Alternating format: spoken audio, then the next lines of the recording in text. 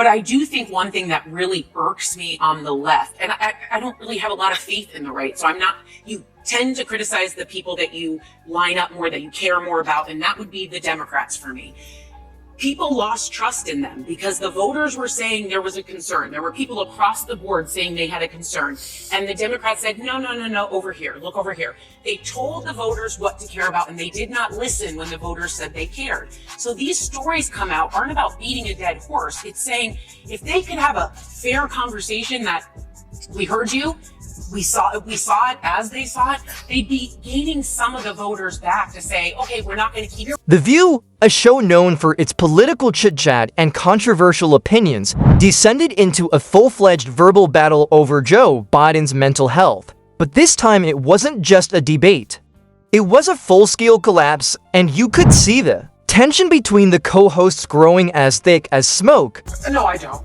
I think that I want to move on from why the Democratic Party lost, and I want to hear from the Democratic Party about how we are going to take our country back and how what they are going to do to combat fascism and what they're going to do to stop the Medicaid cuts that are going on, to stop giving tax cuts to billionaires, to stop taking federal workers' pensions away, to stop taking federal jobs away, to stop taking education away, to stop attacking our institutions, to stopping, why is this Trump administration stopping medical research, cancer? I want to talk about why this administration is giving refugee status to South African white Afrikaners as opposed to Afghans and Ukrainians. That's what I want to talk about. Then, suddenly, the gloves came off. While some of the panelists were prepared to defend the Democratic Party at any cost, denying, deflecting, and distracting others weren't having it. They had enough. 77% of Americans in 2023 said Joe Biden was too old to run again. And they were told, sit down, shut up, he is the nominee. And then when it became untenable and he stepped aside, they anointed Kamala Harris. There was not a primary, there was not a democratic process. And then when she lost, they said, don't look backward, we're moving forward, we're going to talk about why we didn't listen to you. We had Joe Biden here last week. It was an honor to have him. I think he is a good man. I do not think he could have been president for 4 more years. The hardest job on the planet. Can this guy be president? He was elected. I didn't vote for it. He also, President Biden took responsibility at this table, which is something that I'm frustrated with the Democrats. He said, he did take this falls on me. And I said that was the clearest answer of what people needed to hear. One of them bluntly stated that this might be the largest political scandal in contemporary American history, claiming that the American people had been misled for years that Biden was fine, sharp, and completely in control, but that there were rumors circulating behind the scenes that he wasn't, and that all of a sudden the table had become a battlefield where betrayal was the main issue. People are quoted in this book as saying they would be boxed out of meetings if they raised concerns, and there's very specific examples. George Clooney goes on the record to Jake Tapper and says, he moved mountains. He flew in from Italy to do this record fundraiser for Joe Biden. Joe Biden didn't recognize George Clooney. One of the most recognizable men on the planet. And now that's not a presidential duty. It's not the job. You don't have to recognize George Clooney. But does that give you confidence that in the middle of the night, if China's about to attack us, there's a war breaking out in Iran, that he is the sharpest person to be able to handle that? Which administration texted war plans to their brother? Do we just keep lowering the bar because Trump is bad? Nothing else is bad because Trump is bad? That can also be true. The ship has sailed. It's out in the ocean somewhere with Biden. We have Trump we have Trump because you guys screwed this up. All right. Before we continue, please remember to like this video and subscribe to the channel, as it really helps us develop and share more fascinating tales. This is about what occurs when people in positions of authority lie to you and tell you that you're insane for seeing something's wrong. I actually think we have Trump because the Trump administration, Trump lied to people. I think that's why we have. He won more votes. I think he lied to his base. I think he told his base that they were going to, their overtime would not be taxed. That was a lie. Actually, that's in the new tax bill. It's literally in the tax bill. They had to fight to put that in. They had to fight to put that back in. He had every intention of taking away that. That's not I true. don't- He I don't- ran on I no don't- tax I on don't- tips, and I it's in don't- the tax bill. Yeah, but it wasn't in it originally. I also being think drafted that a lot of now. people are, and Swazi pointed it out that it wasn't in there. I think the other thing that people need to realize is that they were lied to. Federal workers that voted for him, farmers that voted for Immigrants him, that thought they immigrants could that fix voted the for him, border. they were lied to. That is why we have Trump, not because And I'm of gonna give any you- other driving Okay. force. Then came Sarah N., who didn't play for the Republican team at all, was composed but irritated. Her criticism of her own party, the Democrats, made her comments even more hurtful. She explained how people all around the country attempted to sound the alarm, stating that not just conservatives, but even ordinary voters and conspiracy theorists thought Biden was flawed. What action did the Democrats take? They advised them to look elsewhere, to stop talking and to stop asking questions. The message was deceptive as well as contemptuous. Sarah wasn't trying to attack. She was just trying to tell the truth because in politics, the truth isn't just uncomfortable, it's dangerous. And this entire conversation highlighted the risk of silencing voters. If the Democrats had simply listened instead of dismissing those concerns, perhaps they wouldn't have lost so much trust and perhaps they wouldn't be in this mess. The danger of acting as though everything is fine when it isn't, and the real kicker is that the party could have actually won back some of those voters if they had just had an honest conversation instead of doubling down on denial. However, this is the part that really made it clear why the Democrats are so anxious to move on and act as though none of this ever happened. It's not just embarrassment, it's fear because, according to the voices on that stage, this wasn't a simple cover-up, rather, it was something much deeper. America was told that Biden was in charge, and that behind the scenes, Jeff and Barack Obama were allegedly manipulating strings. Think about what it means. For 4 years in a row, nobody really knew how much Biden understood or even if he knew what he was doing as choices, laws, and policies were being made. Now, at this twist, a collapse of governance is at blame, not simply bad management. Foreign leaders were not fooled by the American media, which played along by assuring us that Biden was more astute than ever before. They saw the bewilderment, the empty staircases, and the forgotten phrases, and responded appropriately. At that point, the discussion became international and quite serious. Leaders like Vladimir Putin and Xi Jinping observed something much different from the image of power and stability presented by the American media. Instead of hearing sound bites, they saw Joe Biden stumble at events, falter in his speech, and lose his train of thought. Ukraine was invaded by Russia. China's threats against Taiwan have escalated. Iran grew bold enough to back Hamas in attacks on these weren't coincidences, according to the most vocal critics on The View that day. These were direct consequences of having a leader who wasn't mentally present, a political party that refused to admit it, because here's the cold truth they dropped. When your president is weak, the world gets dangerous fast. Enemies don't wait, they strike when they see confusion, when they smell weakness. And while everyday Americans were being told everything was fine, adversaries were reading the situation in real time. But the scariest part, the Democrats knew, said the panel. They saw what the world saw, but instead of stepping in, they propped Biden up knowingly, and now they want to just move on, sweep it all under the rug as if global security wasn't shattered. In the process, as if none of it mattered. Then Sonny Hostin jumped in, and that's when things took a hard turn. While others were trying to hold the Democratic Party accountable, Sonny made it crystal clear she didn't want to talk about the past. She didn't care about how or why the Democrats lost trust. She wanted to focus on resisting fascism, fighting tax cuts for billionaires, protecting federal pensions, defending institutions, and somehow blamed all of that on Trump's administration. She unleashed a laundry list of issues, connecting them all to Trump and his policies without addressing any of the criticism about Biden's leadership or the alleged cover-up. It was like she was living in a different conversation.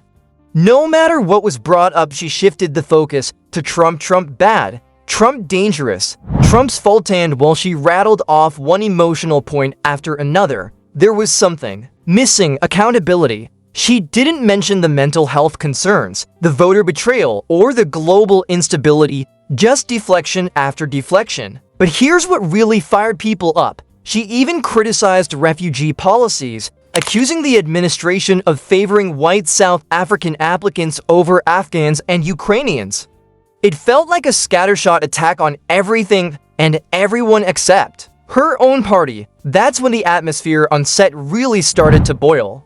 The division was sharp. Some wanted truth and reflection. Others, like Sunny, just wanted to rage against Trump and act like none of the Biden problems were real. And that's when the tension exploded. The response to Sunny's rant wasn't polite, it was fierce. The argument wasn't just about politics anymore, it was about reality itself. Critics pointed out that Sunny wasn't offering solutions. She wasn't talking about finding a better candidate or fixing the mistakes. She was calling for resistance, opposition, and not the strategic kind like chaos for chaos' sake. They asked, what exactly are Democrats supposed to do right now? They don't control the House, they don't control the Senate, and they clearly don't have the presidency in any functional way. Yet Sunny was still demanding more protests, more outrage, more fighting, but against what and with what power? Power. The others weren't buying it. They called it what it was. Performative politics, the singing, the hashtags, the dramatic speeches, none of it had moved the needle. And now, even after 4 years of dysfunction, Sunny was acting like the Democrats were victims, that they hadn't done anything wrong, that it was all still Trump's fault. That's when it hit home. They don't want to face the truth. They can't admit that maybe, just maybe, they made a colossal mistake, because if they do, the whole illusion comes crashing down, and that illusion is all they've got left. Then came Elisa Farrah Griffin, and she wasn't playing games.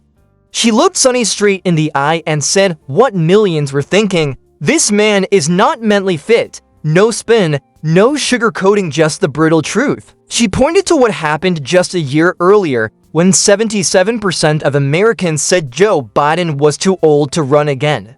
And what did the Democratic Party do? They told everyone to sit down and shut up. Biden was the nominee. End of discussion. And when that started to fall apart, they didn't ask voters who they wanted. They didn't hold a primary. They simply anointed Kamala Harris like it was royalty being passed down instead of democracy being practiced. And even when Harris failed to win over the public, the party's response was the same: don't look back, move forward, forget the lies, forget the manipulation, just keep walking and pretend none of it happened. He was a fine guy, but obviously incapable of doing the most difficult job on earth for another 4 years, Elisa said, reminding everyone that Joe Biden had just been to The View the week before. Sunny said something that says it all when Elisa objected to Harris being chosen without a vote. Sunny said softly, I don't think that was wrong. No apology, no shame. Just a stunning admission that democracy doesn't matter when it's inconvenient, instead of letting it get away with it. Elisa doubled down and this time brought up names, facts, and real consequences. She explained how people in Biden's own close circle were excluded from meetings because they expressed concerns about his health. This was not only an internet rumor, it was a real penalty for being honest.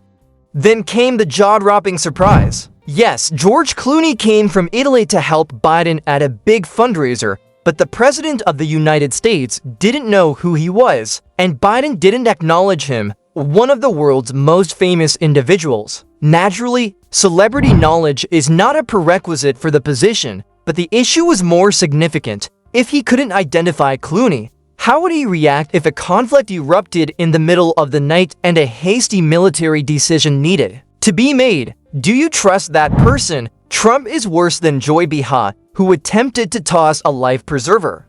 In response, Elisa said, we have Trump because you guys screwed this up. The audience roared because the focus had shifted from comparing to imperfect individuals to admitting that people had been gaslighted and instructed to ignore what they witnessed for 4 years. Then came the point when Elisa and Sarah demanded responsibility, exposing the depth of the denial. Joy and Sunny kept playing defense, attempting to muddy the waters with distractions like Signalgate and random Trump blunders. But it didn't work, Elisa remained ensnared and reminded everyone that the Democrats weren't just wrong, but also conceited, thinking that their intentions shielded them from criticism and that even if their decisions hurt the nation, it didn't matter because, in their minds, they were still the good guys.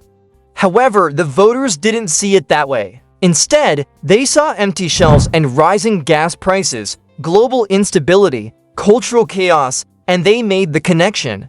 When they pushed back, the Democrats didn't listen, didn't reflect, they smeared, called them names, labeled them as extremists, and pushed millions of Americans into Trump's arms. This wasn't because people suddenly fell in love with Trump. Rather, it was because they were fed up with being deceived, talked down to, and told their eyes were lying while the world around them was falling apart. So, yes, the Democrats lost. The room, they lost votes, and some people still don't understand why they can't accept that they backed the wrong man, defended him with lies, and left the country to face the consequences. When Sonny and Elisa eventually got into a furious disagreement, Sonny tried to change the subject by claiming that Trump had misled his fans by making unfulfilled promises like tax-free overtime. This is why Trump was elected again, not because the Democrats lost, but because his supporters were misled, she said.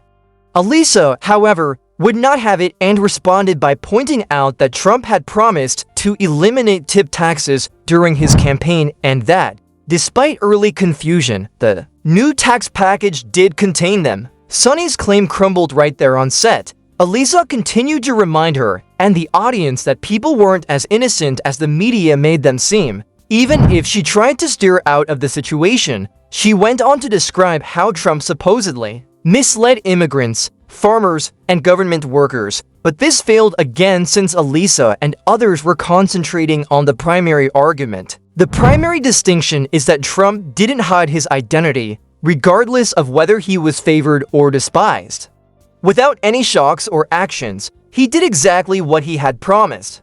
This leads us to the main point of the explosion. The falsehoods, denial, and haughtiness were what started the fire, not Trump or the right. Trump supporters got what they were expecting, but Biden supporters got something very different. A party that acted as if nothing was wrong while covertly advancing a clearly unruly president, and anybody who dared to criticize it was laughed at, silenced, or thrown out. What caused this dispute about The View to become viral and hit so hard? Americans were told to stay quiet about Biden's age. Confusion and declining health. It wasn't a discussion, it was a directive. The Democrats now find themselves stuck promoting the same flawed agenda after years of ignoring the facts. Both Sarah and Elisa exposed this painful truth. The party ignored its own base, not just Republicans, with rising government spending, cultural conflicts, DE demands, and more undocumented immigrants. The Democrats kept using the same playbook: deny, deflect, blame Trump, repeat. But voters aren't buying it anymore. Despite claims that everything was fine, the world kept falling apart, and the real sting came from being told to suppress their anger. The betrayal felt personal, things only got worse, and the damage from for years under a president many believe was unfit won't fade soon. Elisa delivered the final blow on CNN when she confronted Biden directly about his cognitive decline. His incoherent response, cut off by Jill Biden stepping in to finish his sentence, only confirmed what many feared, that the president wasn't in control, and Jill looked more like his caregiver than his partner. Elisa realized the Democrats had knowingly lied, pushing Biden forward while hiding the truth. They now want to pretend it never happened, but some betrayals don't disappear. According to Elisa and others, this wasn't just political failure, it was a historic deception. For the first time, America had a president who wasn't truly in charge, while unelected Obama-era officials quietly ran the show. The result was catastrophic: mass immigration, bloated welfare, and radical ideologies that critics say are dismantling America's foundations. Even schools became battlegrounds for identity politics and cultural wars, excessive use of gender politics. The function of biological reality is taken on by identity markers.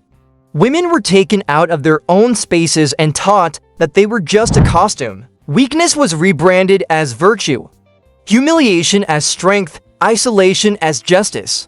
Now that the harm is done and voters can plainly see that the fundamental concept of America was rewritten not by the people, but by a machine behind a guy who wasn't actually directing anything, Democrats are frantically trying to repair the damage. But it's too late. No amount of spin will undo the damage. The curtain has been pulled back and the trust has been shattered. Please remember to press the like button and subscribe to this channel if you like this video. I'll see you at the next one. I hope.